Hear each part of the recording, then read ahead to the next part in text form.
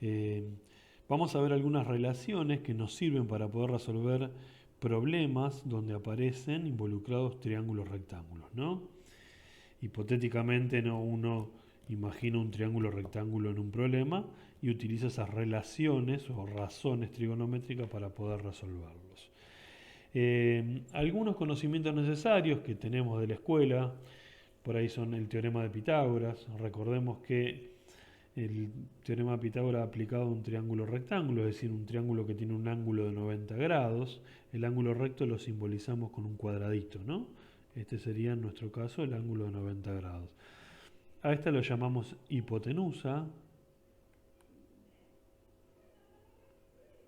y a estos que tenemos acá los llamamos catetos. Bueno, la relación pitagórica establecía que la hipotenusa al cuadrado era igual a la suma de sus catetos al cuadrado. Bien, otra cosa interesante. Relaciones entre ángulos, ¿no? Acá, bueno, podemos recordar lo que son alternos internos, alternos externos, pero bueno, hay dos que nos ayudan mucho a resolver problemas, que es saber lo que son ángulos complementarios y suplementarios. Los complementarios son los que al sumarlos nos dan 90 grados. Los suplementarios son los que al sumarlos nos dan 180 grados. Bien, es decir, que si tengo un ángulo de 30 grados, el complementario va a ser uno de 60. Si tengo un ángulo de 70 grados, el suplementario va a ser 110 grados, ¿no? Bien, otra cuestión interesante para resolver problemas es el ángulo de depresión y el ángulo de elevación.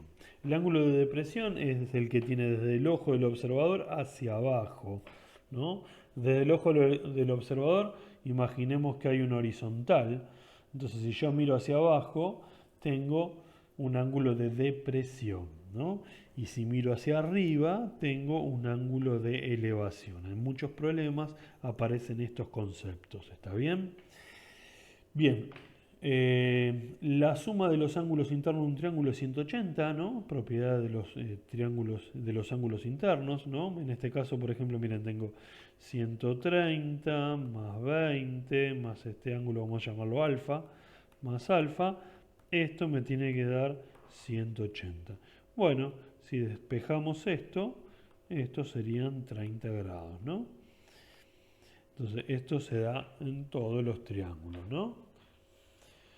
Perfecto. Vamos a ver qué son los ángulos y cómo los podemos medir los ángulos. Bueno, un ángulo está definido acá en el libro, de precálculo de Stewart, como formado por dos rayos, R1 y R2, y un centro, un punto común que es el O.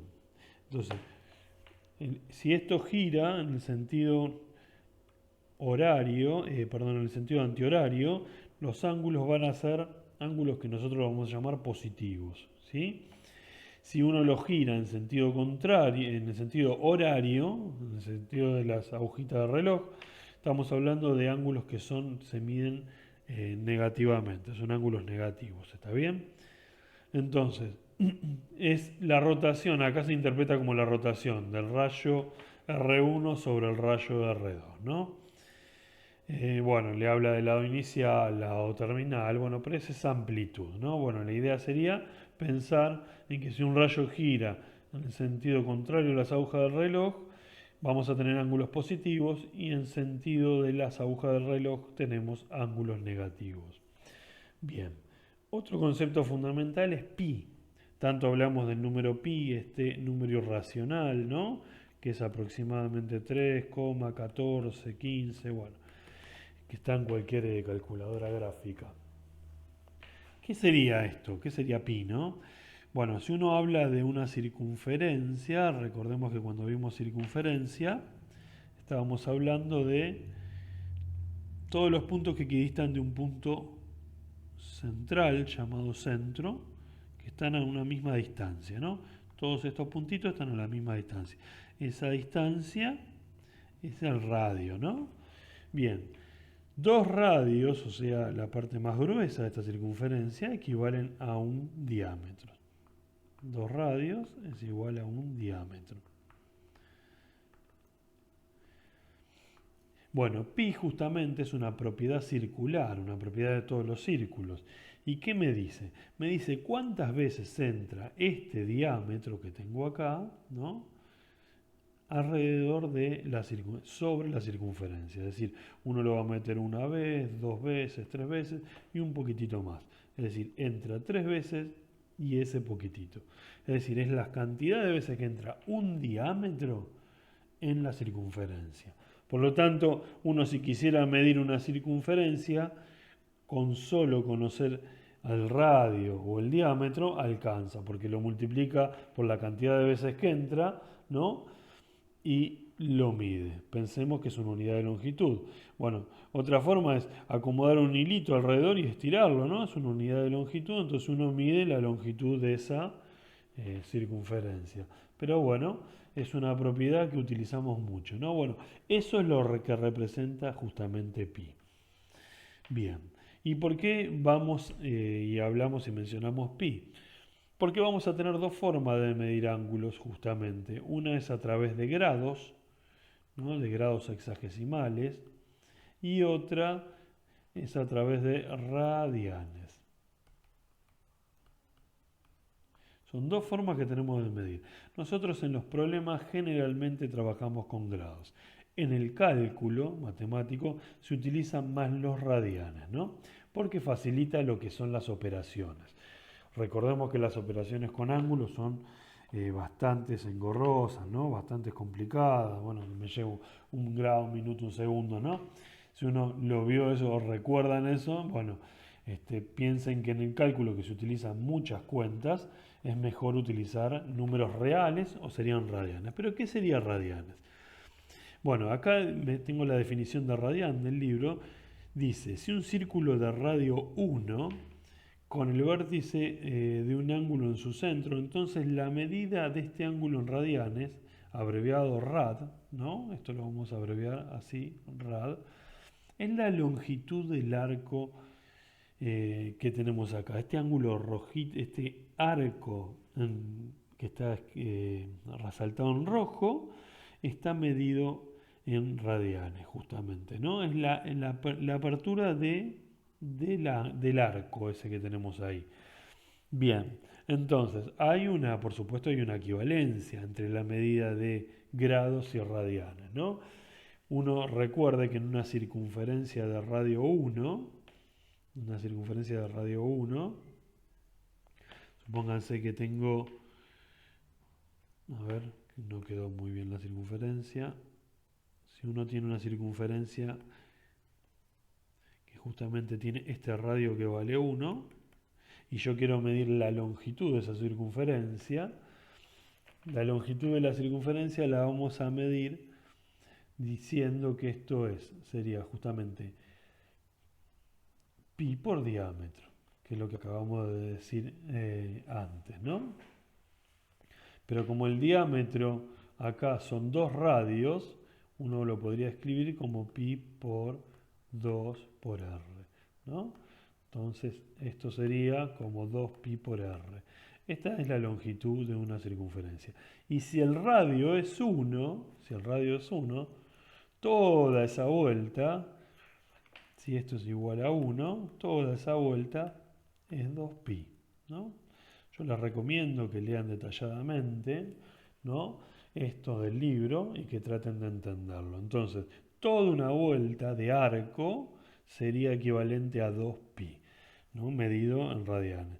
Bueno, en grados sexagesimales esto equivaldría a decir 360 grados, ¿no? 360 grados equivalen a una vuelta de ese rayo que va girando, ¿no? En el sentido antihorario. Sería esto, cuando pega toda una vuelta son 360 grados. Entonces ahí ya encontramos una equivalencia entre dos mediciones de ángulo de forma distintas, una en grados y otra en radianes. Entonces media vuelta sería pi, observen el dibujo acá, que media vuelta es pi, un cuarto de vuelta sería pi sobre 2, ¿no? Y a partir de ahí uno puede encontrar en radianes ángulos que normalmente uno lo escribe en grados, lo puede pasar a radianes. Este sería pi sobre 2, ¿no? Sabemos que 360 grados son 2pi. 360 grados son 2pi, 180 grados es pi, 90 grados pi sobre 2, y así podemos tranquilamente encontrar justamente múltiplos de pi, ¿no? O fracciones de pi. En este caso sería pi sobre 3, 60 grados, 30 grados sería pi sobre 6, 45 grados sería pi sobre 4. Bueno, estos son ángulos muy utilizados, ¿está bien? Pensemos que algunas escuadras que se venden vienen en ángulos de 45 grados, ¿no? Acá y acá. Otras vienen en, bueno, ese no me quedó de 45 grados. Y otras vienen en 60 grados y 30. Poner que acá que tenga 30, acá tenga 60, ¿no? Son escuadras que se suelen vender, y acá 90 grados. Bien, entonces, estas equivalencias nosotros vamos a trabajar mucho con grados para resolver problemas, ¿no? Pero uno a través de una regla de 3 simple podría encontrar una equivalencia, ¿no? Bueno, es importante ver acá en esta parte cuánto es equivalente, cuánto sería un radián, ¿no? Bueno, uno puede establecer una regla de 3 simple y puede decir que pi radianes son 180 grados. Bueno, un radián es x, ¿no? Entonces uno, haciendo regla de 3 simple, 180 por un radián dividido pi, obtiene lo que es un radián. Y un radián es equivalente a lo que tenemos en este dibujito, 57,29 grados, ¿sí? Bueno, esta es una forma de describir lo que es una regla de 3 simple, ¿no? Otra forma de escribirla directamente. Para poder pasar ángulos de radianes a grados o viceversa, ¿no? A veces también es útil. Bueno, yo esta parte la voy explicando así, un poquito rápido. Quiero ir directamente al quid de la cuestión, quiero ir directamente a la resolución de problemas utilizando las razones trigonométricas, pero yo les recomiendo que el que no lo recuerda, el que lo tiene medio flojo, que lea el libro más detalladamente, y después cualquier duda que tenga me la consulta. Bien. Bueno, para resolver triángulos necesitamos, hay varias relaciones o razones trigonométricas de utilidad, que son el seno, coseno, tangente, cosecante, secante, esto sería cosecante, secante, cotangente. Nosotros vamos a plantearnos y centrarnos en las tres de la fila de arriba, ¿no? Serían en estas tres: seno, coseno y tangente. Bueno, las relaciones establecidas son esas.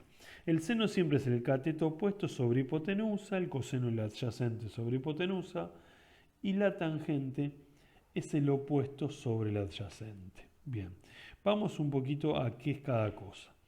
¿Qué es opuesto? ¿Qué es adyacente? El opuesto y el adyacente va a depender exclusivamente del ángulo que uno tome. Si uno tiene, por supuesto, esto está referido a triángulos rectángulos, ¿está bien? Es decir, un triángulo que tiene un ángulo de 90 grados. Supónganse que esto es, vamos a llamar a esto H, a este lo llamamos A este lo llamamos B, a este lo llamamos B, a este ángulo le ponemos el nombre de alfa, a este ángulo le ponemos el nombre de beta.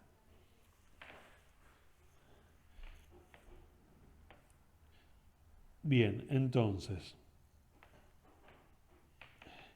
el seno de alfa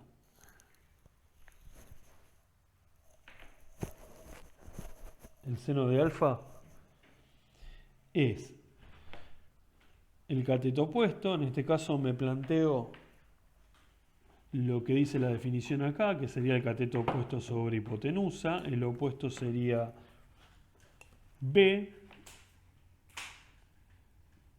sobre hipotenusa. Coseno de alfa sería el cateto adyacente, Entonces yo estoy parado acá, ¿no? Estoy parado en el ángulo alfa. Sería el cateto adyacente sería el A sobre la hipotenusa que sería H. La tangente de alfa sería... La tangente se define como el seno del ángulo sobre el coseno del ángulo. Entonces vamos a definirlo así. Seno de alfa, me quedó una M ahí, ya lo borro. Esto sería seno de alfa sobre coseno de alfa. Bueno, el seno de alfa lo tenemos definido arriba, miren. Sería B sobre H y el coseno es A sobre H. Si yo divido esto, me queda justamente B sobre A. De ahí que decimos que este es el cateto opuesto, y este es el cateto dividido, el adyacente. ¿Está bien? Por supuesto, opuesto y adyacente del ángulo alfa. Bien. Ahora, si yo hubiese hecho con beta, yo me tengo que parar en otro lado. En este caso, me voy a poner acá. Y a partir de ahí me cambia justamente seno de beta en el opuesto y el adyacente. Porque ahora el seno va a ser el opuesto, va a ser el A. El opuesto siempre es el lado que está enfrente, ¿no? Cuando yo me paro en el ángulo al que hago referencia,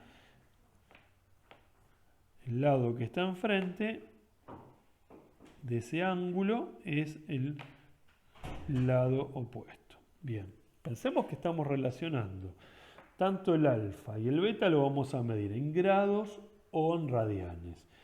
Y los lados son unidades de longitud, ¿eh? Bien, entonces el seno de beta en este caso sería cateto opuesto sobre hipotenusa. El coseno de beta, me vuelvo a parar en ese beta, es el cateto adyacente. Fíjense que el adyacente es el que está formando el ángulo, o sea, en este caso siempre es el B. El otro es la hipotenusa, que es el más largo. No es difícil ver cuál es el más largo, ¿no? Acá, y ese va a ser siempre la hipotenusa en un triángulo rectángulo. En este caso, el coseno de beta es adyacente B sobre H. Y la tangente de beta es opuesto sobre adyacente. Fíjense que en la tangente ya, según esto, ya no interviene la hipotenusa. El opuesto del beta es el A. Y el adyacente es el B. ¿Está bien? Bien. Entonces, de acuerdo a donde me pare, voy a tener el opuesto y el adyacente. No es que el opuesto es uno y el adyacente es el otro, ¿no? Siempre el seno y el coseno, cuando vean funciones trigonométricas, lo van a ver en detalle a través de la circunferencia trigonométrica. Van a variar van a tomar valor mínimo es menos 1, valor máximo es igual al 1. El coseno de un ángulo también. Estos son los valores máximos y mínimos que puede tomar el seno y el coseno, ¿sí? Bien, en esas relaciones que uno ve de este lado. Por lo tanto, este número que tengo acá nunca va a poder ser un número menor a menos 1 o mayor a 1, sino la calculadora, que es la que vamos a utilizar para resolver problemas, me va a dar un error, ¿sí? Esas son las variaciones de justamente de los valores que pueden tomar tanto seno como coseno. Bien, acá puse para recordar el modo de la calculadora.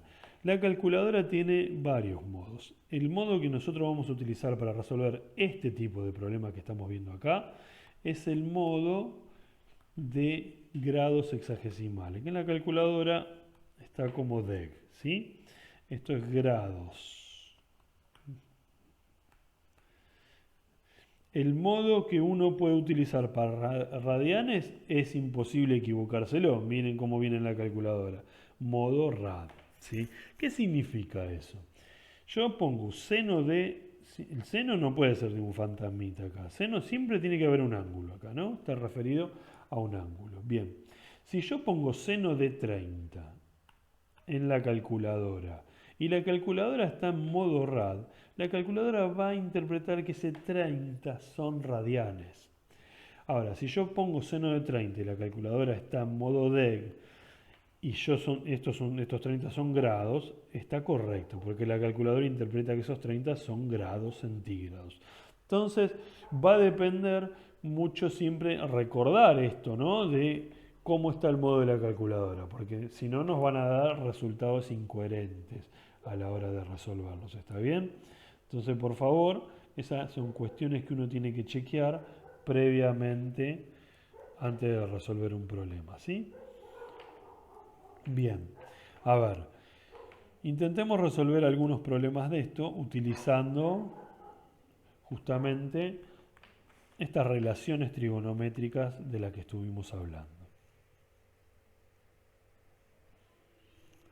Bien, hagamos el 11 que está ahí. Bueno, estos son problemas que les recomiendo que hagan, el que no recuerda bien cómo hacerlos, uno los aprendió bien, en algún momento por ahí esto lo vieron, el que no lo vio, bueno, hay que estudiar más minuciosamente todo. Pero a ver, por ejemplo, en el 11 me piden acá que encuentre el lado que falta, en este caso sería el lado X, ¿no? Uno podría ver qué dato me da el problema y me está dando el ángulo de 30 grados, ¿no? Este ángulo de 30 grados, y me está dando la hipotenusa.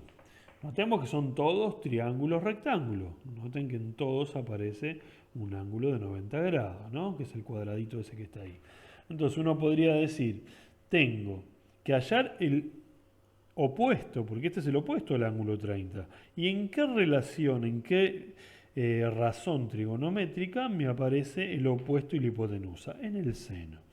Entonces uno ahí decide que acá tiene que poner seno de 30 es igual al opuesto, que sería x, sobre 25. Bien, el 25 pasa multiplicando. Esto sería seno de 30.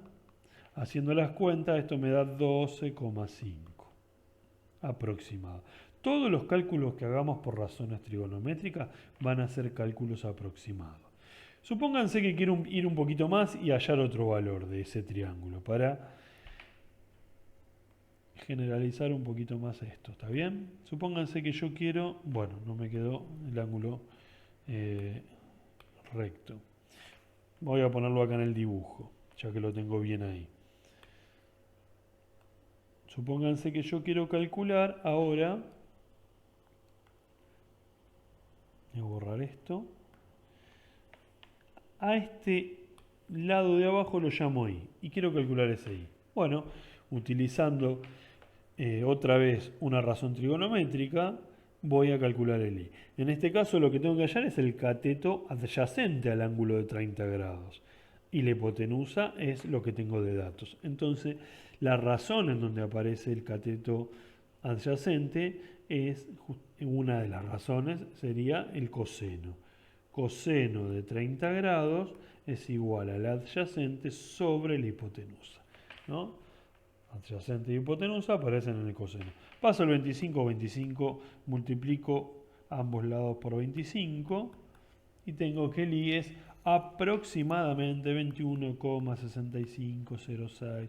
Bueno, acá va a depender del problema que estemos trabajando para ver qué precisión le vamos a dar en la cantidad de decimales. Con 2 decimales generalmente alcanza. Bien, ya tenemos ese 21. Yo podría haber calculado ese lado I, este lado I de otra forma, y podría haber utilizado Pitágoras acá, ¿no? ¿Cómo utilizaba Pitágoras? Recordemos, la hipotenusa es 25. 25 al cuadrado es igual a los otros dos catetos al cuadrado. X al cuadrado, que ya lo tengo, ¿no? Estamos hablando del paso siguiente a este paso que está acá. X al cuadrado, no tengo, si no, no podría utilizar Pitágoras, ¿no? Ya lo calculé en el paso previo.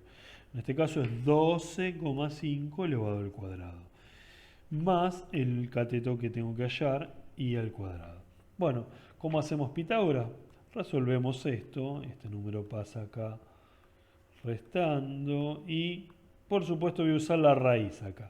Acá nada de usar el módulo porque vamos a utilizar el valor positivo si estamos midiendo lados. Los lados vienen en unidades de longitud, por lo tanto utilizamos el positivo. Bueno, esto en la calculadora también me va a dar 21,65, ¿no?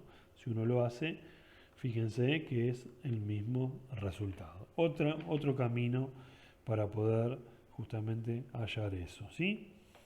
Bien, a ver, hagamos otro, pero podemos hacer el 15. Miren, el 15 que está acá. En el 15 tengo un ángulo, 36 grados, el cateto opuesto a ese ángulo que es de 12 y el cateto adyacente. Entonces, opuesto y adyacente está dado por la tangente. Entonces, tangente del ángulo de referencia, que es en este caso 36, es igual al opuesto 12 sobre adyacente, x. ¿Por qué elegí el 15 para hacer? Por el tema del despeje. Les quiero aclarar esto porque a veces se despeja mal acá. Acá notemos que la variable que yo tengo que despejar está en el denominador. Entonces, ¿qué voy a hacer para despejar acá? Paso multiplicando la variable y ahora el tangente de 36, que eso lo voy a hacer en la calculadora, pasa dividiendo acá. ¿Está bien? Entonces, en este caso nos quedaría 12 dividido la tangente de 36 y esto me da x igual a 16,51, ¿no? Ese sería el resultado de x. Bien, coherencia en los resultados. ¿Por qué digo esto? Porque pensemos que estamos trabajando con triángulos rectángulos. Y los triángulos rectángulos siempre el lado más largo va a ser la hipotenusa. Si yo estoy calculando un cateto y me da mayor a la hipotenusa, yo estoy cometiendo algún error en el cálculo que acabo de hacer, ¿no? Bueno, entonces hay que ser coherente. Es lo mismo que a veces he visto que calculan lados y le da, por ejemplo, un lado mide 20, el otro mide 25 y el lado le da 0,00004, ¿no? Algún error estoy arrastrando ahí, ¿no? Entonces tengo que mirar justamente los resultados. Como yo voy a trabajar para resolverlos con la calculadora, una vez que uno decide qué razón correcta utilizar, utiliza la calculadora para resolverlo. Pero bueno, puedo cometer un error numérico, puedo haber elegido mal la razón trigonométrica y a partir de ahí arrastrar un error que me da un resultado incoherente. Por eso hay que mirar bien si hay una coherencia en el resultado, ¿no? Bien, ¿cómo calculo los ángulos? A ver, por ejemplo, en estos problemas que me aparecen acá en el libro. Supónganse que acá me piden calcular el ángulo θ. Veamos el 3. Este que está acá. Bueno, entonces yo voy a escribir las razones trigonométricas como conozco ya, ¿no? En este caso sería, por ejemplo, podría elegir un seno, coseno, tangente, cualquiera porque tengo los tres lados. Entonces supónganse que elijo un coseno. Coseno del ángulo θ va a ser, la θ a mí me sale como una O, ¿no? No está muy bien. Coseno de θ sería adyacente, el adyacente de este ángulo θ es 3. 3 dividido la hipotenusa, dividido 5. 3 quintos, bien. Primera cuestión a ver, esto es 0,6. Vemos que el coseno de un ángulo nunca puede ser menor a menos 1 y mayor a 1. ¿Ven? Me dio 0,6. ¿Cómo encuentro el ángulo? Acá voy a utilizar la calculadora. Para eso, para hallar el ángulo, voy a utilizar, porque si no habría que hablar de funciones inversas, eso lo van a ver más adelante y le van a resignificar esto que estamos trabajando ahora. Lo que yo voy a utilizar acá para calcular los ángulos es simplemente la calculadora. Para eso lo que voy a aplicar es Shift, o lo que es la inversa, en mi calculadora aparece como Shift, ¿no? La función que necesito es Shift, después pongo coseno, aprieto coseno. En la calculadora me va a aparecer en la pantalla cos a la menos 1, es decir, que no sería el coseno elevado a la menos 1. Es la forma que tiene de denotar la calculadora la función inversa del coseno. Y después el número que tengo que, agrego el número este, ¿no? 0,6. Aprieto el igual y esto me va a dar justamente el ángulo. Como mi calculadora está en el modo DEG, me lo devuelve en grados. La calculadora me está poniendo 53,13, bueno, y varios números más. Pero esto está dado en grados, ¿sí? Es un ángulo de 53, moneditas en grados, ¿sí? Bien, no necesitamos pasarlo a minutos y segundos para los tipos de problemas que vamos a trabajar. Pero bueno, para calcular justamente los ángulos vamos a utilizar la calculadora en el modo inverso. Bien, algunos problemas que nos pueden aparecer, muchos ya los conocemos. El clásico, el de justamente la escalera apoyada en un edificio, ¿no? Me pueden preguntar cuál es el ángulo θ, cuál es la altura, ¿no? Me dan un ángulo y cuál es la altura a la que está apoyada la escalera, ¿no? En este caso, fíjense que el triángulo que me queda formado, imaginario, porque en un problema uno lo que va a hacer es aplicar, imaginarse un triángulo, ¿no? Uno se va a imaginar un triángulo. A ver si no me sale rectángulo, no me sale, tendría que agarrar la regla para hacerlo. La autoforma. A ver si me lo sé. No, no me lo sé. Bueno, el triángulo rectángulo que uno se imagina, sí, disculpen la desprolijidad. Bueno, el libro viene en unidades inglesas. Esto está hablando de pies acá, ¿no? 40 pies acá. 6 pies mide esto que es la base. Y yo lo que tengo que averiguar es el ángulo θ.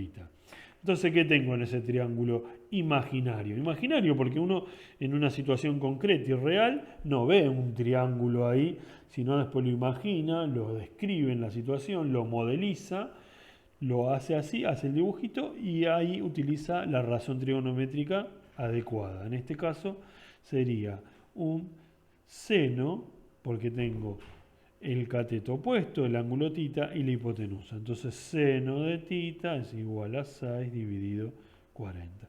Bueno, hace eso en las calculadoras y ahí le va a dar, en la inversa, le va a dar el ángulo θ, ¿no? Este sería un modelo de problema. Otro modelo que puede aparecer es este, ¿no? Donde hay proyectada a través del sol una sombra, lo que el problema va a decir que hay una proyección de una sombra de un árbol ahí. Y me va a pedir justamente la incógnita cuál es la altura, ¿no? La altura de ese árbol. Bueno, entonces, ¿cuál es el triángulo que aparece acá? Uno hace este dibujo, se olvida del sol, del árbol, de todo. Lo que me tiene que importar es el dibujo acá, el triángulo rectángulo. Yo sé siempre que una altura, cuando hablamos de altura, es perpendicular al piso, entonces esto siempre va a formar un ángulo de 90 grados acá, ¿está bien? Bueno, esta h es la que yo tengo que averiguar, este ángulo me lo están dando, es 25,7, y esto que está acá, este cateto, que es el cateto adyacente a este ángulo, me lo dan, es 532, ¿no? Entonces, mira, tengo el ángulo, el cateto adyacente, y tengo que encontrar el cateto opuesto. ¿Qué razón trigonométrica tiene cateto opuesto y adyacente? La tangente. Tangente de 25,7 es igual a opuesto sobre adyacente, 532. Bueno, multiplico, o lo paso multiplicando para allá, multiplico ambos lados por 532, como lo quieran ver, y eso es lo que me da en la calculadora, ¿no? Hay que hacer la cuenta, ¿no? Acá no la voy a hacer por una cuestión de tiempo, ¿no? Bueno, y ahí me va a dar la altura.